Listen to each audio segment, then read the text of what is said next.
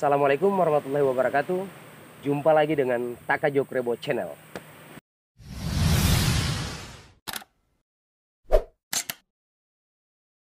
Oke, sahabat-sahabat yang sangat saya banggakan, yang saat ini lagi beraktivitas, saya doakan semoga aktivitas saudara-saudara sekalian dirahmati Allah Subhanahu wa Ta'ala. Nah, pada vlog kali ini saya dengan Pak Dullah sengaja mengangkat tema terkait dengan kejadian yang menimpa antara Kailolo dengan pemuda KEI beberapa waktu lalu yang tepatnya terjadi di daerah Stein, Ambon. Vlog kali ini saya dengan Bapak Dullah akan mengupas terkait dengan kehidupan sosial antara masyarakat Kailolo dengan masyarakat KEI.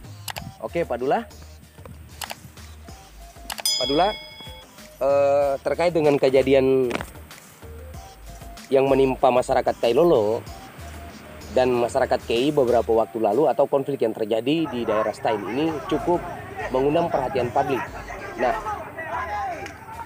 kejadian tersebut kita sangat bersyukur karena tidak menimbulkan korban nyawa. Yang terjadi mungkin hanya beberapa orang yang luka ataupun secara materi ada yang dirugikan, misalkan pengerusakan motor, beberapa motor yang berada pada saat itu karena memang lokasi kejadiannya tepatnya di daerah pangkalan ojek pemuda Kailolo yang ada di daerah Stein. Nah Pak Dullah, yang ingin saya mau tanyakan ke Bapak Dullah ini, pertama nih, kehidupan antara Kailolo dengan KEI dari masa lalu itu gimana sih kehidupan sosialnya Pak Dullah? Terima kasih Taka Jokrebo yang sudah menghadirkan sedikit pembahasan terkait dengan menyikapi kondisi antara dua pemuda yang saling bertikai di Kota Ambon, yaitu pemuda negeri Kailolo dan pemuda negeri KEI. Jadi, dari aspek pengalaman sejarah, saya buktikan bahwa hubungan antara kedua pemuda ini, katakanlah secara genealogi sosial budaya masyarakat, orang KEI dan orang Kailolo itu bukanlah orang lain sebenarnya. Itu adalah hubungan saudara, hubungan ikatan darah yang lahir dari satu moyang, yang kemudian dalam perjalanan selama kurang 11 abad lebih ini kita baru pernah menemukan adanya rekam-rekam riwayat konflik-konflik yang terjadi di Maluku. 99 terjadi konflik sosial di Maluku, kemudian kelanjutannya dipicu oleh juga lahirlah konflik-konflik komunal yang dia berbasis pada masyarakat-masyarakat. Nah, konflik-konflik ini sebenarnya kalau kita ambil positifnya saja, definisi konflik itu sebenarnya dia harus membawa perubahan sosial. Karena konflik itu adalah sebuah tahapan proses evaluasi yang secara kehidupan sosial manusia pada dasarnya ingin mengalami perubahan, sehingga mereka ketemu dalam sebuah lokasi. Kita misalkan saja Kota Ambon ini adalah merupakan titik temu seluruh orang Maluku. Di wilayah Stein itu kan keluarga-keluarga kita atau orang bersaudara dari KEI itu datang untuk menuntut ilmu, melakukan kegiatan kuliah di Stein. Jadi basisnya itu banyak di Stein. Pemuda Kailolo ini juga sedikit banyaknya juga banyak yang tinggal di Kota Ambon. Nah, sehingga apapun yang kehidupan sosial terjadi di Kota Ambon itu, ya kita bisa mengambil kesimpulan bahwa konflik antara pemuda KEI dan Kailolo itu adalah merupakan bukan lagi merupakan konflik yang bisa dijadikan sebagai media tandingan, siapa menang, siapa kalah, siapa kuat, siapa lemah, enggak seperti itu. Tetapi ini merupakan kita harus mendefinisikan konflik itu untuk bagaimana kita mengenal saudara-saudara kita yang jauh datang melakukan proses urbanisasi dari Kei ke Ambon, dari Kailolo ke Ambon juga. Ini juga harus didefinisikan sehingga masyarakat yang heterogenitas di Kota Ambon itu harus banyak terjadi upaya-upaya untuk upaya-upaya positif untuk kita bisa saling mengenal. Karena Kei dan Kailolo ini adalah merupakan satu turunan, satu moyang. Oke, Pak Dula. Oke, dia Kei dan Kailolo ini merupakan satu turunan, tapi itu belum kita bahas dulu. Yang saya mau tanyakan lagi kemudian ke Pak Dula ini adalah Pak Dula sempat tahu tidak apa sih yang menjadi latar belakang sampai terjadinya konflik antara Kailolo dengan Kei yang berada di Ambon ini? Sebenarnya untuk mengungkap akar persoalan terkait dengan konflik antara Kei dan Kailolo, sebenarnya kita belum temukan akarnya, karena belum ada sumber yang menyampaikan bahwa konflik ini dia berasal dari mungkin orang Kei yang melakukan kesalahan atau orang Kailolo yang melakukan kesalahan. Ini kan kita tidak tahu. Tetapi kemudian media lingkungan kehidupan sosial masyarakat Kota Ambon itu yang dia kemudian dan terpilah-pilah, ada yang di Stein, kemudian di Mardika, kemudian di Batu Merah dan lain sebagainya. Ini kemudian harus kita pelajari. Nah, sikap-sikap masyarakat yang ada di Kota Ambon itu kan itu tidak terlepas daripada sikap masyarakat yang ikut juga terbawa juga sampai ke Kota Ambon, sehingga ada misalkan orang-orang Kei datang ke Kota Ambon, ikut budaya mereka juga dibawa. Orang-orang Kailolo datang ke Kota Ambon juga budaya mereka juga ikut terbawa. Sehingga ketika sampai di Kota Ambon sebagai sebuah lokasi yang merupakan titik temu seluruh orang per orang dari berbagai macam suku di sana, ini juga harus dibuat sejumlah data untuk bagaimana kita bisa mengcover orang-orang yang dengan latar belakang kehidupan sosial mereka yang beraneka ragam itu datang di Kota Ambon. Ini juga harus diperhatikan, sehingga kalau menurut saya tata pengelolaan Kota Ambon yang dia begitu sempit, sehingga bisa saja menimbulkan gesekan. Nah, ada juga faktor X yang muncul dari luar. Ini salah satu faktornya ya. Ada juga faktor X yang muncul dari luar. Ini untuk mengembangkan kasus sehingga kita bisa mengetahui akar permasalahan ini sebenarnya mengakar dari mana. Sehingga ada faktor X juga muncul bahwa dalam momen-momen politik misalnya, momen-momen politik, Maluku ini kan merupakan daerah kepulauan. Nah, secara otomatis mindset berpikir masyarakat itu dia juga berpikir pulau-pulau. Jadi ketika ingin didesain sebuah konflik sehingga menghasilkan satu tujuan, orang biasanya melakukan framing. Ya, framing. Biasanya orang melakukan framing dengan memanfaatkan situasi, memanfaatkan media.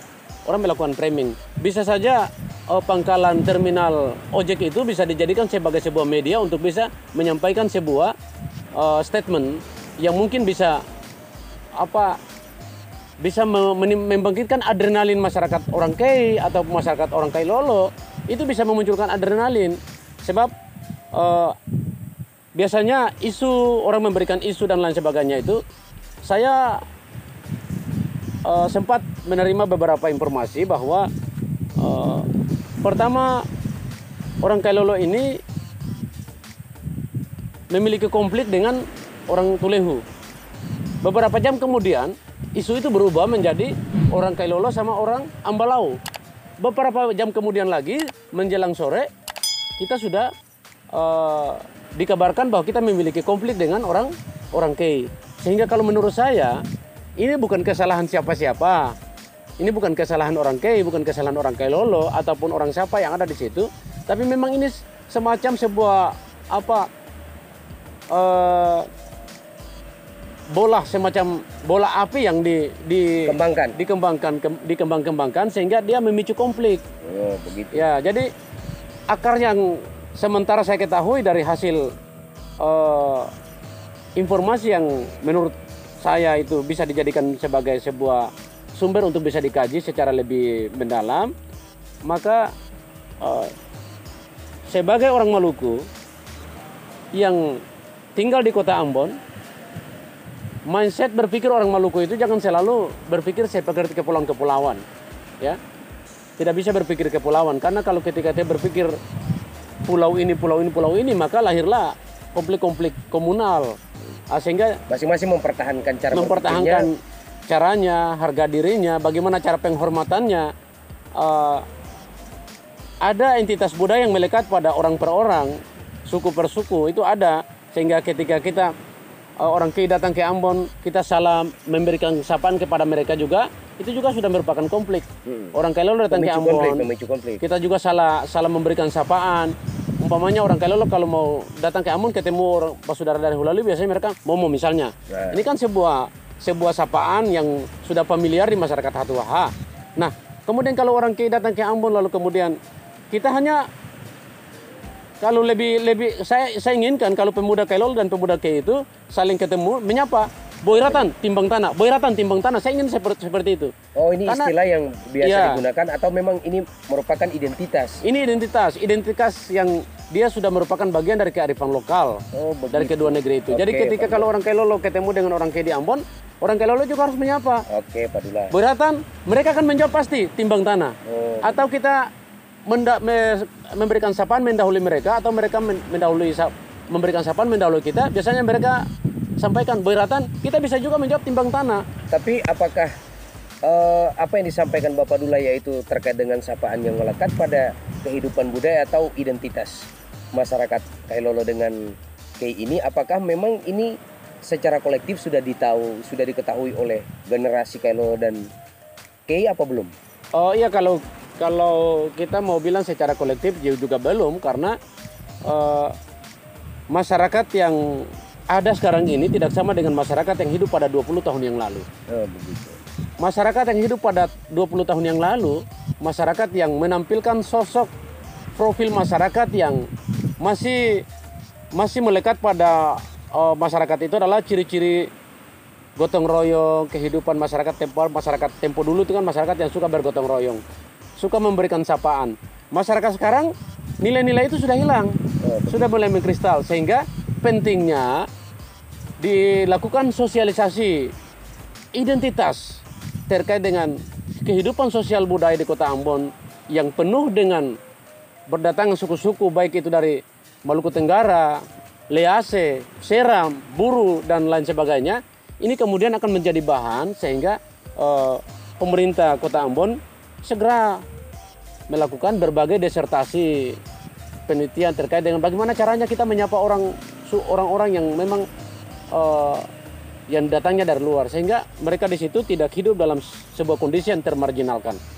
Saya pikir seperti itu. Jadi pentingnya juga kalau misalnya konflik ini kita ambil positifnya saja, ini adalah ajang perkenalan antara orang Kei dan orang Kailolo. Saya kira seperti itu. Oke, jadi yang terpenting adalah ketika konflik yang kemarin terjadi, kita bersyukur bahwa konflik tersebut dapat diselesaikan dengan kepala dingin, yaitu ada yang memediasi pertemuan antara Kei dengan Kailolo sehingga dapat dibicarakan apa saja sih yang menjadi win-win solution.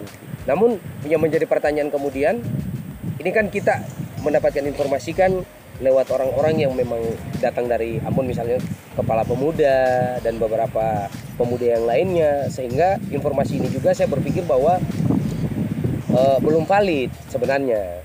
Tapi yang kita ambil positifnya seperti apa yang Bapak Dula sudah sampaikan, bahwa dengan kejadian ini, inilah momen untuk memperkenalkan antara suku Kei dengan suku Kailolo. Disinilah terjadi pengangkatan histori antara Kailolo dengan Kei kembali. Nah, Pak Dula, namun ada beberapa hal yang sempat saya dengarkan di masyarakat, yaitu penyelesaian masalah ini sebenarnya dilakoni itu sepihak, tidak melibatkan pemerintah negeri Kailolo tidak melibatkan beberapa stakeholder yang dianggap penting dalam menyelesaikan persoalan ini. Apakah menurut pandangan Bapak Dula penyelesaian masalah ini sebenarnya dari tahapannya sudah memang merupakan win-win solution yang baik untuk Kailolo dan yang baik untuk Kei, begitu? Ya, saya berpikir bahwa dengan adanya zaman yang serba teknologi ya, ini kan tidak sesulit zaman yang kemarin kita baru saja lalui di abad 17-18. Mungkin abad-abad itu tren-tren kehidupan itu tidak terlalu signifikan seperti saat ini. Sekarang kita bisa mengenal saudara-saudara kita di KI hanya cuma dengan cara Facebookan dan lain sebagainya. Menyapa mereka dengan melalui Facebook dan lain sebagainya itu kan banyak. Misalnya kita buka, nah entitas orang Maluku akan sangat kental apabila setiap kegiatan ritualisasi adat basudara-basudara kemudian harus diundang. Ini untuk mengetahui entitas dan identitas masyarakat orang Maluku. Sehingga karakter orang Maluku itu kalau tidak dijamah dengan kehidupan latar belakang historisnya, sosial budayanya, maka dia akan liar. Sehingga perlu untuk mengetahui secara historis latar belakang sosial budaya mereka. Kita harus tahu itu. Sehingga basudara-basudara kita dari Kei maupun yang tinggal di Kailolo, mereka harus apa sih yang harus menjadi kebutuhan untuk bisa memperkenalkan dua kelompok ini sehingga bisa menyatu dalam satu kesatuan yang kita bisa bilang pelagandong apa dan sebagainya. Kita bisa buat itu. Tapi penampilan sekarang ini orang sudah tidak lagi beranggapan bahwa hal-hal yang sifatnya seperti kehidupan sosial budaya itu sudah kurang penting. Padahal ini dia menjadi unsur untuk menyatukan, merakit dan merekat hubungan persaudaraan antara orang per orang, kelompok dan kelompok per kelompok. Ini yang kemudian dia sudah mulai berkurang di Kota Ambon. Oke, Pak Dula, maksud saya begini, ada kabar dari masyarakat bahwa cara penyelesaian masalah yang kemarin diambil oleh beberapa pemuda dan dari lembaga ini dia tidak melibatkan komunikasi dengan pemerintah negeri. Apakah memang penting ketika menyelesaikan masalah yang kemarin terjadi yang menimpa orang Kailolo dengan masyarakat Kei ini, apakah penting juga kita melibatkan pemerintah negeri dalam menyelesaikan persoalan ini? Ya, kalau saya sebagai pemerintah negeri, ini kan persoalan konflik ini kan bukan konflik lagi, konflik yang sifatnya tidak melibatkan masyarakat. Ini kan sudah melibatkan masyarakat. Disurati ataupun tidak disurati, itu warga saya kan yang ada di Ambon. Tinggal saya telepon, saya mediasi pertemuan. Apalagi ini saya mengetahui bahwa ini Pak Saudara dari Kei, kita buat saja pertemuan. Mekanismenya tinggal dibahas. Apa sih yang menjadi akar permasalahan? Nah sekarang kita tinggal sampaikan, waduh, ini Pak Saudara dari Kei sudah bikin hati sakit orang Kailolo. Pak Saudara dari Kailolo sudah bikin sakit hati orang Kei, hati orang Kei. Nah, kira-kira jalannya seperti apa? Tidak perlu menurunkan sampai berbagai macam OKP untuk meneriakan yel-yel di kantor gubernur, tidak perlu. Nah, yang terpenting adalah kita kan punya pertama, modal kita adalah ada uhuah namanya uhuah watania. Uhuah watania itu uhuah kebangsaan. Kemudian di dalam uhuah kebangsaan ini itu ada yang namanya uhuah Islamiyah. Ya kan? Nah, ada juga satu uhuah yang tidak bisa dipisahkan. Apa itu? Uhuah yang dia berasal dari satu keturunan. Itu tidak bisa dipisahkan. Dilihat maksudnya. Uhuah kerahiman dan lain sebagainya. Ya. Oke, Pak Dula. Jadi memang apa yang sudah diambil oleh langkah-langkah yang sudah diambil oleh teman-teman pemuda atau para sesepuh yang ada di Kailolo kemarin dalam menyelesaikan masalahnya sudah tepat ya. Apalagi sampai dengan dari salah satu anggota DPR Provinsi Maluku yaitu Luki Watimuri yang memediasi pertemuan antara masyarakat Kailolo dengan Kei guna mendengarkan pendapat. Saya punya ide.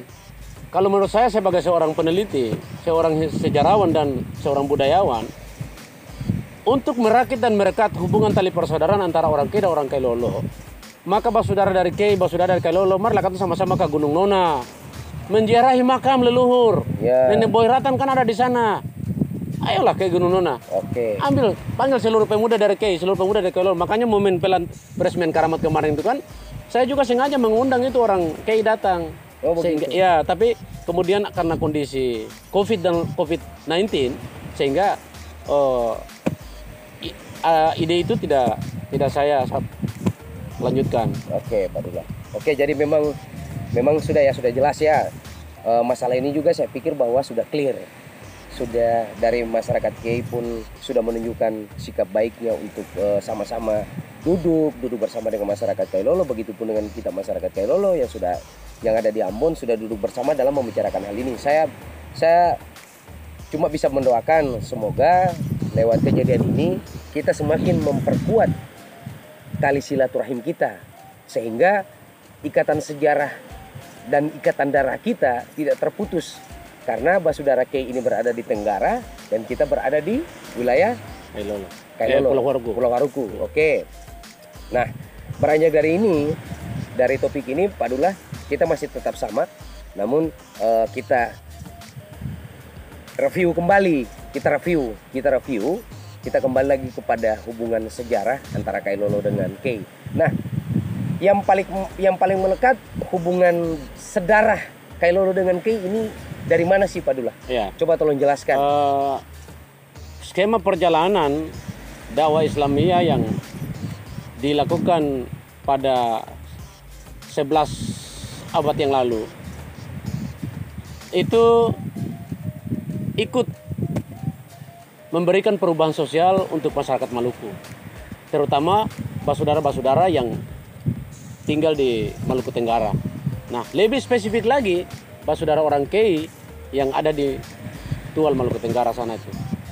Nah, katong dari Kailolo mengetahui dengan jelas bahwa hubungan katoran dengan orang Kei itu bukan lagi hubungan yang sifatnya horizontal, tapi hubungan yang sifatnya patriarkal, hubungan vertikal antara orang Kailolo dengan orang Kei. Karena kelima kakak beradik ini meninggalkan negeri Kailolo tujuannya untuk melakukan diplomasi, siar dakwah Islam di negeri-negeri di seantero Kepulauan Maluku. Ini baru dengan orang Kei. Kalau dengan orang Sumbawa, Nusa Tenggara Barat bagaimana? Yang paling jauh lagi. Nah, sehingga pentingnya bagi kita melakukan revitalisasi substansi, bagaimana mengenal secara lebih dekat orang-orang, kelompok-kelompok masyarakat yang sudah terpisah 11 abad yang lalu, kemudian kita mengenal mereka dengan memanfaatkan kondisi framing yang ada sekarang ini. Jadi orang Kailolo itu adalah laki-laki, orang Kei itu adalah perempuan.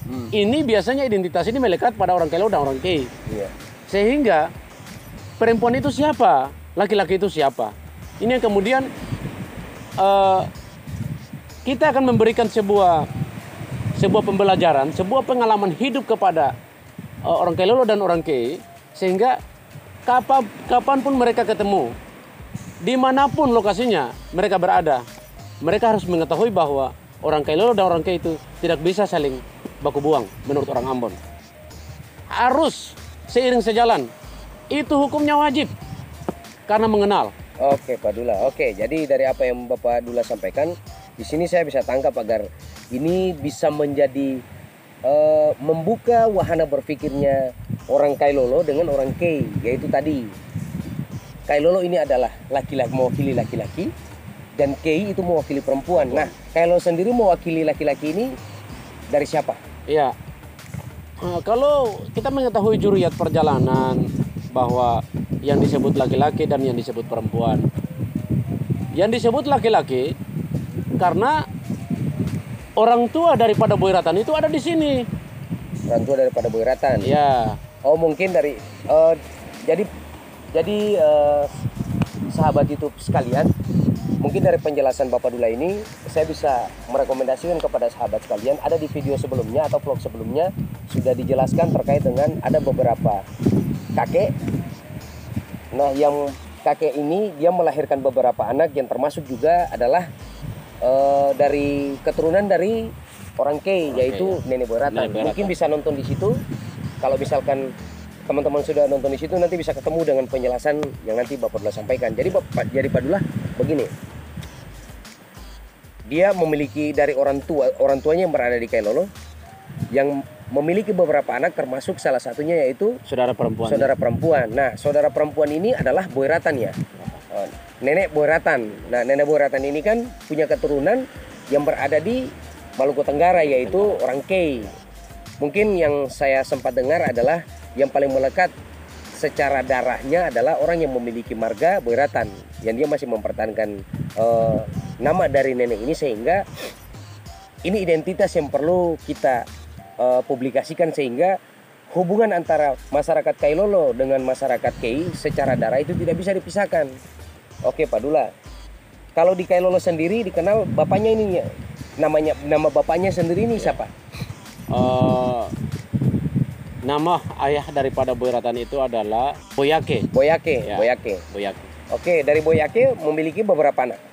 Boyake memiliki anak pertama Raja Salamun. Yang menurunkan mata marga Orela. Oke. Yang kedua Raja Lautaka yang menurunkan mata marga klan yang ada di Pulau Seram. Marganya itu Wakano. Oke. Yang ketiga Raja Naira, tinggal di Kailolo, menurunkan Marasabesi. Lalu yang keempat Boyratan. Ya. Raja Lontor, tinggal di Banda. Menurunkan mata marga Nurbati. Oke. Kemudian berikutnya adalah satu perempuan, yaitu Nenek Boyratan. Oh begitu. Ya, satu perempuan yaitu Nenek Boyratan, yang kemudian dalam perjalanan dakwah Islamianya, setelah beliau menjadi Raja Hatuha perempuan di Hatuha sini, kemudian beliau melakukan hijrah sesuai dengan perintah moyangnya untuk melakukan syiar Islam di Kepulauan Maluku Tenggara. Di sana gelar mereka itu, gelar Boyratan itu dilekatkan dengan nama Maulana. Jadi Boyratan Maulana.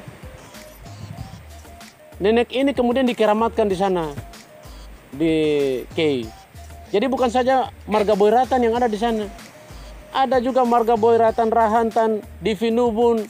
Pokoknya yang namanya yang ada marga-marga Bun-Bun dan sebagainya itu, Tan-Tan dan sebagainya itu adalah saudara-saudara kita. Semua itu, semua orang Kei itu saudara kita. Tidak ada satupun yang bukan merupakan saudara kita. Semua orang Kei, Kristen dan Islam. Oke, inilah penting kenapa kita harus mengetahui sejarah. Mungkin dari sini kita sudah bisa mengetahui bahwa sebenarnya hubungan antara orang Kailolo dengan masyarakat Kei ini sangat melekat. Dan kita berharap bahwa di kemudian hari tidak ada lagi yang kejadian-kejadian yang menimpa orang Kailolo dengan Kei seperti ini. Dan harapan kita pula bahwa apabila terjadi konflik-konflik yang seperti ini, kita harus berpikir jauh lagi sebelum mengambil tindakan. Sebab ketika kita melukai antara Kei atau Kailolo, ini sama halnya konflik yang terjadi di dalam sebuah klan. Itu konflik internal. Sebenarnya itu kalau saya silakan konflik koreksi. Oke Pak Dula, jadi mungkin cukup jelas ya Pak Dula ya dengan konflik kemarin. Bapak Dula sudah bisa menggambarkan secara histori bahwa orang Kailolo dengan orang Kei itu bukan orang lain. Ini yang paling penting sebenarnya. Saya berpikir bahwa teman-teman yang mungkin ketika video ini sudah saya upload ke YouTube, mungkin teman-teman dari Kei bisa mengetahui, atau dari Kailolo juga yang belum mengetahui sejarah ini, saya berharap bahwa bisa sambil bertanya kepada para sesepuh yang mengetahui perjalanan orang Kailolo dengan orang Kei di masa lampau, sehingga ini menjadi literasi yang cukup untuk kita dalam menyikapi kehidupan sosial di Ambon maupun dimanapun ketika kita berada dan di situ ada saudara kita yang berasal dari Kei. Jadi anak Boyratan ini yang namanya Boy Keke. Kan ada Boyratan juga punya anak namanya Boy Keke. Nah, jadi dari bapaknya Boyake. Anaknya Boyratan. Cucunya lagi Boy Keke. Oh, jadi anak dari Boyratan ini Boy Keke. Boy Keke ini pulang ke Kailolo. Oh, Boy Keke yang pulang ke Kailolo. Setelah juga menjadi raja di negeri Kailolo, kemudian berangkat lagi Boy Keke ini menuju daerah geser, tepatnya di Kepulauan Toba-Toba, di daerah Toba-Toba. Pak Dula, mungkin lewat vlog kita yang singkat ini, saya berharap bahwa Pak Dula bisa memberikan pesan-pesan untuk masyarakat Kailolo dan masyarakat Kei. Ya. Oke, silakan Pak Dula. Jadi terima kasih Takajo Krebo. Ini pesan saya untuk pertama untuk orang Kailolo yang ada di Kota Ambon. Ya. Bahwa basudara kita dari Kei itu bukanlah basudara yang di luar garis keturunan kita. Itu adalah basudara kita yang lahir dari satu rahim. Birokrasi pemerintah tidak bisa menyelesaikan konflik dalam internal kerahiman. Tetapi kita sendiri yang bisa menyelesaikan konflik kerahiman itu dengan menggunakan cara-cara adat istiadat. Sebaliknya juga orang Kei melihat secara kasat mata kehadiran orang Kailolo di Ambon adalah merupakan lawan tanding, bukan. Tetapi orang Kei harus melihat orang Kailolo juga sebagai orang basudara yang tentunya tidak tentunya ini bukan merupakan orang lain daripada orang Kei itu sendiri. Kan di Kei itu ada simbol-simbol adat istiadat yang dari Kailolo dibawa ke Kei. Ada juga simbol-simbol adat istiadat yang dari Kei juga ada di sini. Semua ada, hanya belum dibuka sampai sekarang. Nah, kapan kita harus membicarakan ini? Inilah pentingnya supaya kita harus saling kenal mengenal. Karena menurut saya, surat Al-Hujurat ayat 13 adalah merupakan kata kunci untuk bisa mempersatukan orang Kei dan orang Kailolo yang 11 abad yang lalu sudah tidak saling kenal mengenal. Mungkin itu saja. Oke, terima kasih. Apa yang telah disampaikan Pak Dula, saya pikir bahwa ini waktu yang singkat, namun pesan apa yang disampaikan oleh Bapak Dula ini sekiranya bisa sampai ke hati masyarakat Kailolo dan masyarakat Kei. Konflik itu tidak ada gunanya, melainkan kita bisa mengambil hikmah daripada kejadian beberapa waktu lalu sebagai ajang untuk kita saling mengenal dan membuka sejarah atau lembaran masa lalu, yaitu kehidupan orang Kailolo dengan orang Kei itu adalah bukan kehidupan orang lain, merupakan kalau boleh dikatakan adalah kehidupan saudara. Dan memang kehidupan saudara dia. Kehidupan saudara kan Bapak Dula kan? Karena yang di Kailolo itu mewakili, yang di Kei adalah mewakili nenek boyratan, dan di Kailolo sendiri mewakili Boyake. Oleh karena itu, video ini sekiranya dapat mewakili masyarakat Kailolo untuk menyampaikan betapa pentingnya kehidupan sosial dalam menjaga hubungan emosional atau hubungan saudara kita. Di kemudian hari kita bisa lagi lebih dekat, dan mudah-mudahan lewat video ini pula ada para stakeholder dari masyarakat Kei atau pemuda-pemuda Kei yang bisa mengunjungi masyarakat Kailolo, atau dari masyarakat Kailolo sendiri bisa mengunjungi masyarakat Kei dalam duduk berdiskusi dan kembali mengungkap sejarah masa lalu kehidupan orang Kailolo dengan orang Kei. Oke, terima kasih. Mungkin vlog kita cukup sampai di sini. Lebih dan kurangnya saya mohon maaf. Assalamualaikum warahmatullahi wabarakatuh. Salam Takajo Krebo. Ciao.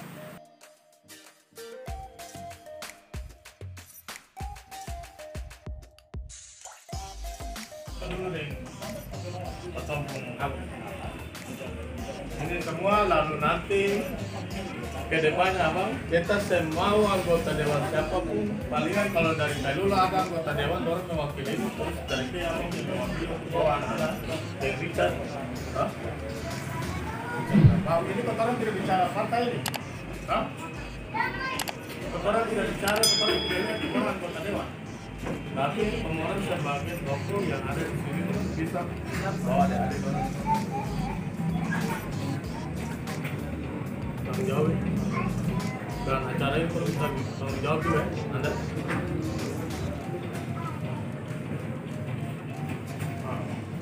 Foto dulu, tunggu dulu semua di sini. Waalaikumsalam warahmatullahi wabarakatuh.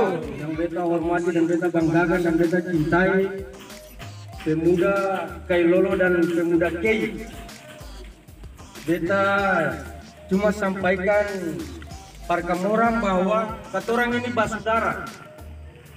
Katorang ini saudara. beta berharap katorang semua hadirnya katorang semua hari ini untuk katorang silaturahmi sekalian katorang lupakan hal-hal yang pernah akan terjadi pada katorang. Keluarga kebetulan dari Kailolo dan beta ipar dari Kei, ya beta ucapkan terima kasih banyak. Ya mudah-mudahan penyelesaian permasalahan yang terjadi pada tanggal 10 Desember kemarin, ya kita punya moyang-moyang, kita punya datu-datu baik dari Kailolo maupun dari Kei akan menyaksikan ya penyelesaian ini. Ya dan kita semua harapkan bahwa penyelesaian ini sudah yang terakhir, ya tidak akan terjadi lagi permasalahan pada hari-hari yang akan datang. Ya kita semua sepakat seperti itu. Beta kira itu yang perlu kita sampaikan. Kita ucapkan terima kasih banyak atas kehadiran beta punya saudara semua dari beta wakil dari Kailolo, ya kita punya paripat berkei. Karena beta belum begitu karena kita punya mama tua.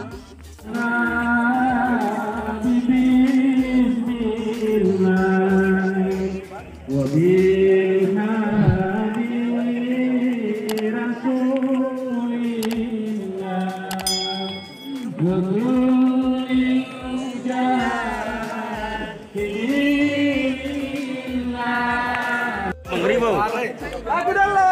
Orang Mazano. Lagu dulu. Foto